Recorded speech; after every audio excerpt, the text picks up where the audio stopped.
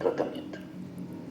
El retraso puberal a veces llega a los 13 años sin ningún indicio o dato de que haya telarca y por lo tanto mucho menos los otros signos de pubertad. A veces puede iniciarse la telarca, como habíamos visto, pero la menarca no sucede nunca, incluso más de los 15 años. Por lo tanto, son pequeños detalles que nos pueden hablar claramente del retraso puberal. Dentro de las causas comunes, 66% está asociada a una insuficiencia ovárica, ausencia congénita de útero y vagina también, y retraso constitucional. Así que son pequeños detalles importantes a tomar en cuenta. Aquí vemos claramente la relación de las causas más frecuentes de estos problemas. Por ejemplo, una de las más frecuentes que también lo hemos mencionado es la malnutrición, las enfermedades gastrointestinales en relación a la mala absorción como parasitosis, enfermedad celíaca que cada vez se está aumentando, entre otras, alteraciones renales, respiratorias, endocrinopatías también pueden estar asociadas a un déficit o alteración de la pubertad o retraso puberal. Así que hay un sinfín de datos importantes que deberíamos diferenciar a la hora de tomar en cuenta esta patología. Habíamos mencionado, por ejemplo, la boxeadora en las últimas Olimpiadas o en Berlín 2009, esta atleta que tenía, por ejemplo, ella una insensibilidad a los andrógenos, por lo tanto la testosterona está muy alta y eso, querramos o no, trae beneficios y diferencias entre una mujer y varón. Por lo tanto, la parte muscular, por ejemplo, va a permitir de que, gracias a la testosterona, va a permitir que el rendimiento sea diferente. Así que lamentablemente estamos en un momento de controversia, políticamente correcto, por lo tanto es complicado poder concluir algo de forma conjunta, ¿no? Siempre van a haber discrepancias y demás. Pero debemos saber de que este tipo de pacientes con desarrollo puberal asincrónico podrían tener una elevación de la testosterona, una elevación de la LH y una FSH normal. Habíamos quedado en esta diapositiva y por lo tanto vamos a hablar de forma puntual, muy sencilla, muy pequeña, muy corta, pero importante en relación al síndrome de ovario poliquístico, sabiendo de que definitivamente es un trastorno más frecuente de lo que parece. Es un trastorno que trae consigo varias alteraciones, es decir, es heterogéneo, tanto desde el punto reproductivo, sexual, como también desde el punto de vista metabólico principalmente. Y psicosocial, ni qué decir. Más o menos 6 a 10% de las mujeres en edad reproductiva diagnosticadas tienen, es decir, podemos encontrar mucha mayor cantidad de pacientes con este problema si es que hacemos el screening correctamente. Hay una predisposición genética, que ese es otro dato importante, y algo mandatorio de este tipo de patologías: los ciclos a veces son rápidos en relación a la GnRH, hay aumento del LH, hay disminución del FSH y generalmente hay un aumento de la producción de andrógenos y deterioro de la parte folicular ovárica. Así que son datos importantes, por lo tanto estaríamos hablando principalmente de un hiperandrogenismo, ¿sí? También puede estar asociada una resistencia a la insulina, por lo tanto estaríamos hablando de un aumento de la insulina, es decir, una hiperinsulinemia, un aumento de la producción androgénica, como habíamos mencionado, no solamente ovárica, sino también suprarrenal, y hay disminución de la producción de la HCG y de la testosterona libre, hay un aumento definitivamente. Este desarrollo puede traer consigo algunos rasgos sexuales masculinos, como el hirsutismo, las menstruaciones irregulares. El sobrepeso o la obesidad puede estar en más de un 90-95% de los casos, así que es otro dato importante. Y hay resistencia a la insulina, ¿no? También puede estar acompañado de hipercolesterolemia, no solamente desde el punto de vista metabólico o en relación al sobrepeso y obesidad, sino también desde el punto de vista de las hormonas sexuales. Puede haber alteraciones, como habíamos mencionado, un déficit importante de la 21-hidroxilasa que también puede estar precedida en estas patologías. Hay una disgenesia gonadal mixta también que puede estar presente en relación a tumores de células germinales, entre otros. En esta imagen vemos algo interesante porque vemos el porcentaje de datos que podemos hallar en estos pacientes, como los ciclos irregulares, más o menos un 52%, un 28% sin periodos, un sangrado irregular de 14%, una infertilidad de 52%, un 35% de obesidad, es decir, ¿qué quiero decir con esta diapositiva? Bueno, no quiero decir yo, sino las guías nos mencionan de que no todas las pacientes con SOP, por ejemplo, van a tener problemas de resistencia a la insulina, o no todos los pacientes van a tener obesidad y demás, o no todos los pacientes van a tener ciclos menstruales irregulares, así que puede tener diferentes fenotipos o biotipos que nos van a permitir seleccionar no de forma similar a todas las pacientes con SOP, es decir,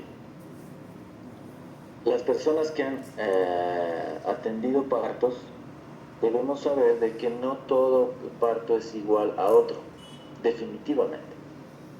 Lo mismo pasa con esto. Un SOP no es igual al otro, es imposible.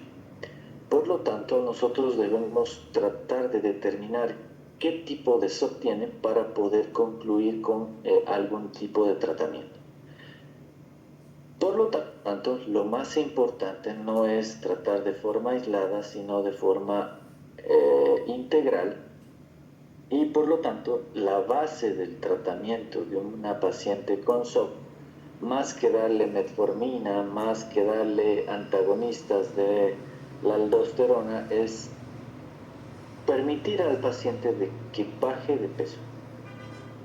Si la paciente baja de peso, todos estos datos, todos estos síntomas y signos que va a tener la paciente pueden mejorar considerablemente sin la necesidad de medicamentos.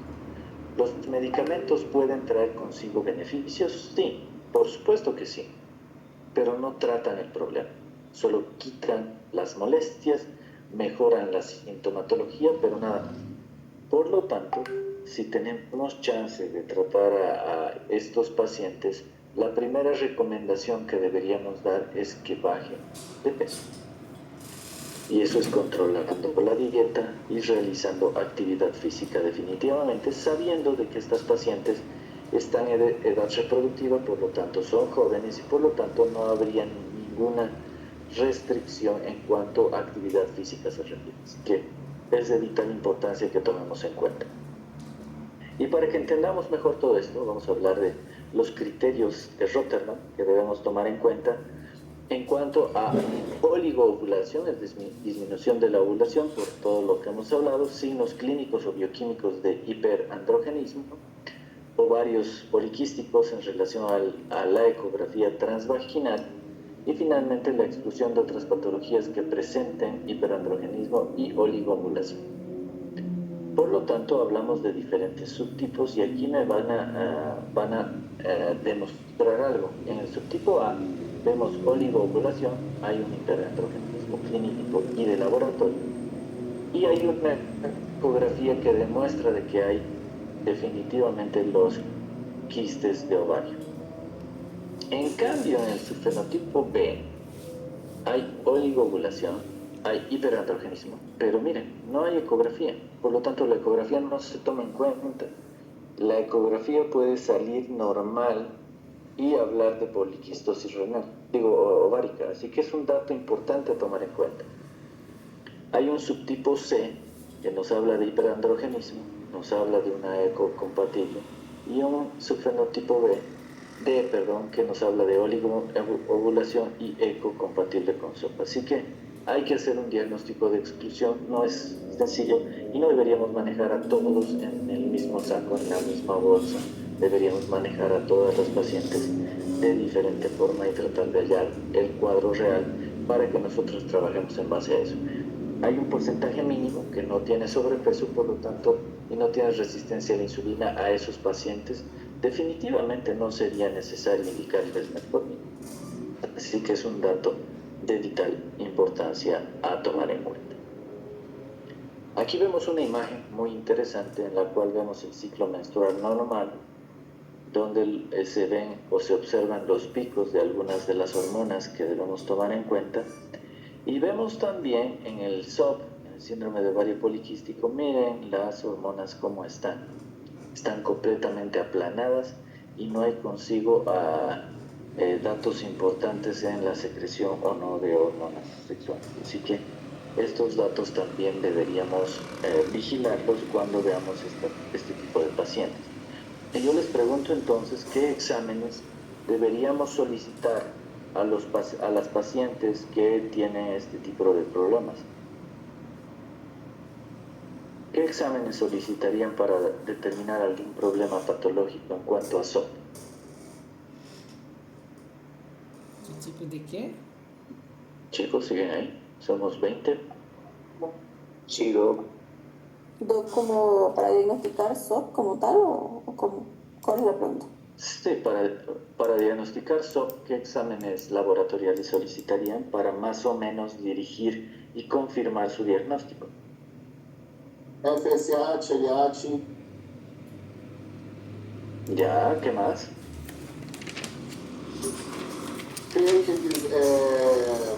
triglicerídeos, colesterol, Ya, ¿qué más? Insulina, Doc. Ya, insulinemia, es importantísimo solicitar insulinemia. ¿Qué más? ¿Algo más que se les ocurra? Estrógeno. ecografía. Ah, sí. Ah, dime, Raúl, ¿cómo? No, está bien, estrógeno. Ya, estrógenos. Ya te digo la Ultrasonografía, película Doc, Doc, ¿podría Perdón, ser testosterona? no caso, você pode solicitar Testosterona, sí. ultrassonografia. Ultrasonografía, excelente, y la testosterona es vital. No olvidemos de que el hiperandrogenismo está presente, por lo tanto la testosterona muchas veces va a estar elevada en este tipo de pacientes. ¿Quién dijo testosterona?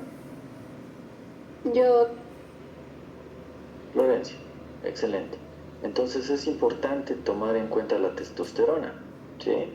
Y no olviden que a veces cuando el diagnóstico no es sencillo, piensen en las hormonas suprarrenales, ¿sí? El DEA y el DAS.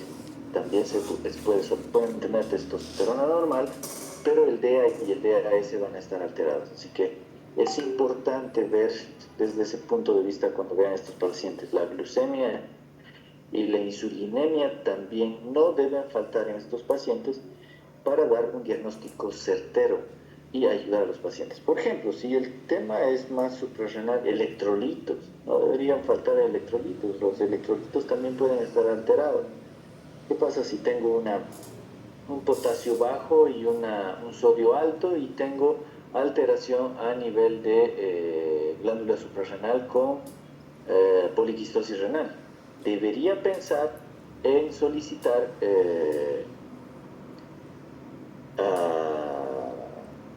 DA y DAS, y el tratamiento, por ejemplo, en esos pacientes podría ser con la utilización de espironolactona, un antagonista de la aldosterona, y mejorar así todo el sistema, muy aparte de bajar de peso. Así que veamos el contexto de forma integral para tratar a estos pacientes y derivarlos si es que tenemos conflictos en el diagnóstico de forma precoz para ¿Por qué? Porque la importancia de algunas mujeres, no digo de todas, porque también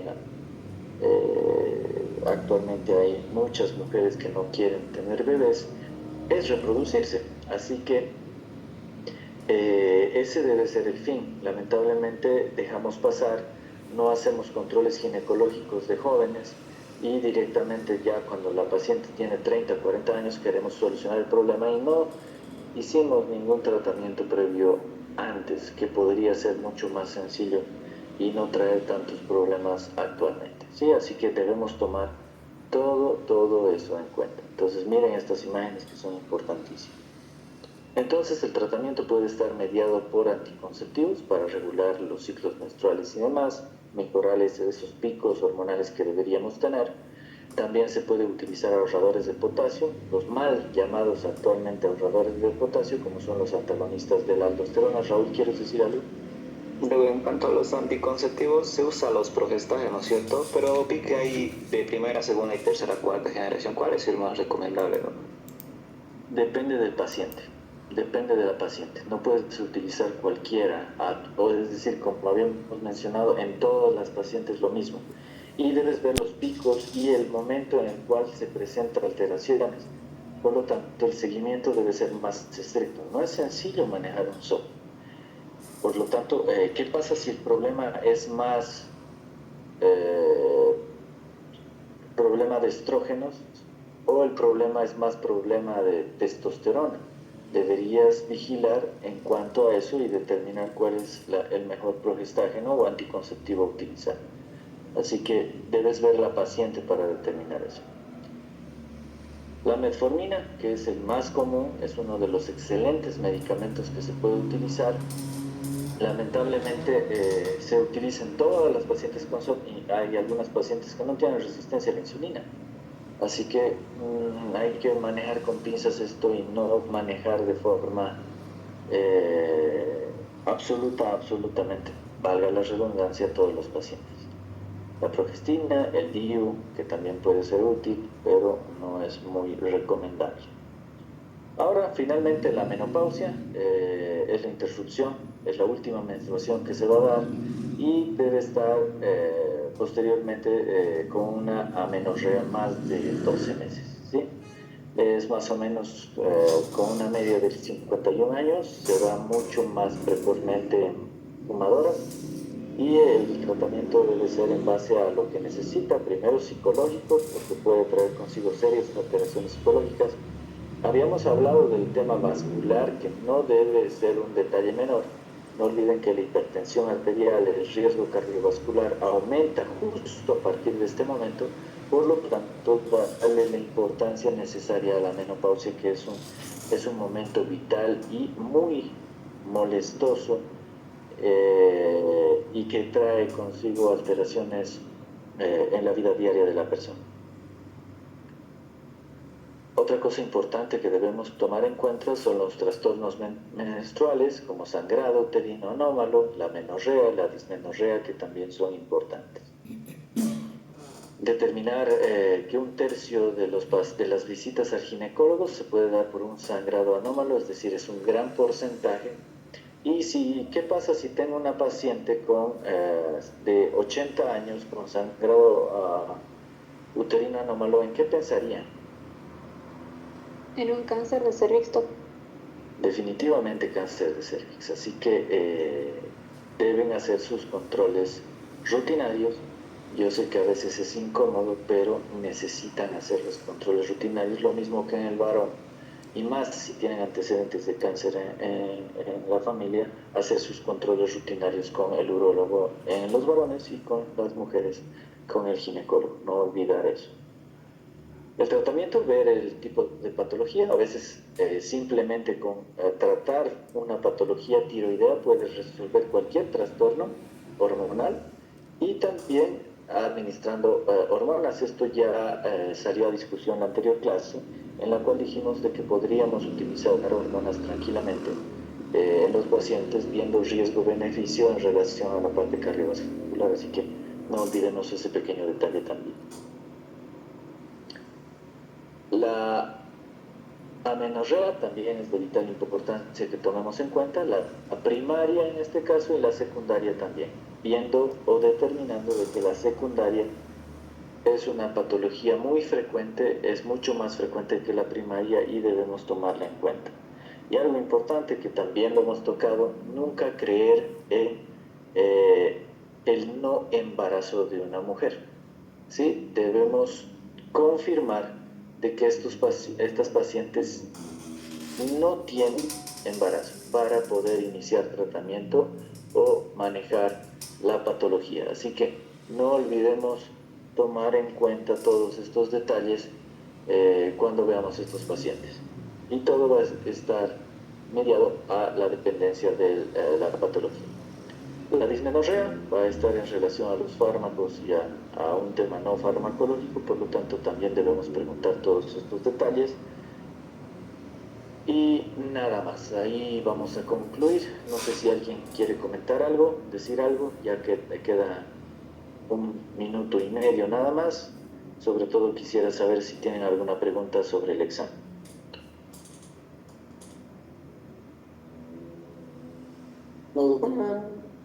Corrigir para nosotros, Doc, pasarlo al patrón. Ay, el patrón, ¿cómo hacemos del patrón?